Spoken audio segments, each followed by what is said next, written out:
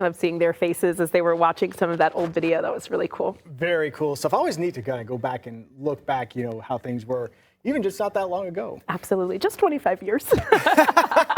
I'm not that old. Right. We're not that old. But Michael, all eyes on the weather tonight. I know you're keeping a close eye on some severe storms. Yeah, we've got severe storms that are moving into western portions of Green Country right now. We'll be moving into the metro here over the next hour, most likely. So severe storms really on our radar this evening, and then cooler temperatures as we go into Wednesday. And we're not done with the storms, I should say, just yet. More storms on the way as we wrap up the week and as we open up the weekend. Here's what it looks like right now on dual Doppler, and you'll notice the yellow box that over top or kind of replaces the blue box that was in place. That's a new tornado watch that was issued. Does include the Tulsa metro. That's out until 10 o'clock. You can see that line of storms here just working its way to the east, and numerous severe thunderstorm warnings within this line.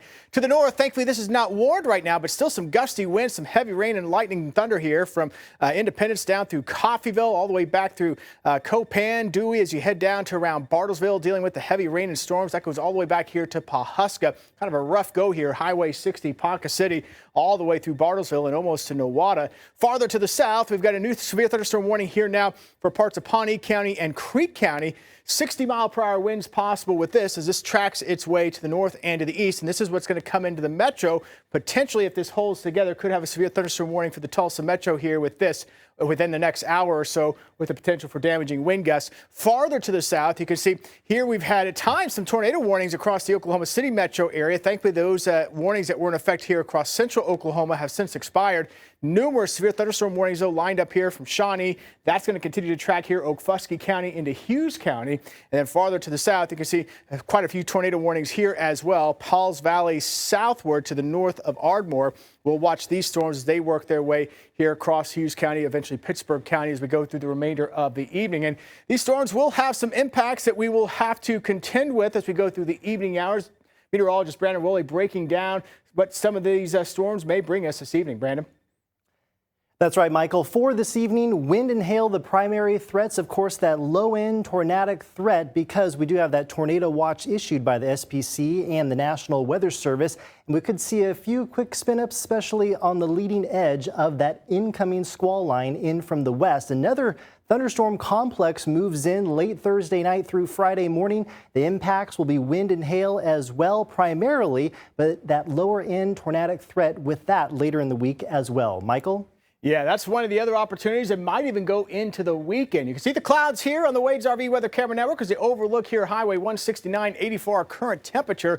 88 was a high today for the fourth straight day in a row. And let's take you here through the evening hours. Again, here we are at 7:45. Those storms begin to roll into the metro. That line will continue to push off to the east as we go through the evening. Here we are at 9 o'clock. That line of storms getting very close to Highway 69 and then continuing to push off to the east. Notice by 11 o'clock, more so far eastern areas here, Adair County, back down into parts of Haskell County, Latimer County, into Pittsburgh County. And after midnight tonight, that severe threat should move on out. We still, though, may get a few lingering showers, maybe even a few rumbles of thunder through the overnight into tomorrow morning as we wake up, and then tomorrow afternoon does look fairly dry. Breaking it down here, though, as we get a look at some of the numbers as we go over the next couple of days, starting things out tomorrow morning.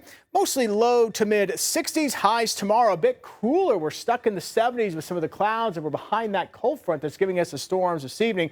We'll wake up on Thursday morning with temperatures back into the 60s, and then highs Thursday afternoon, some upper 70s to maybe some low to mid 80s. And then we'll keep an eye on that severe threat, as Brandon was just pointing out, overnight Thursday into early Friday morning. And guess what? We could have another chance late Friday night into early Saturday morning, and maybe another chance Saturday night into early Sunday morning, depending on how all this plays out. But tomorrow looking cooler, maybe a few storms around in the morning hours.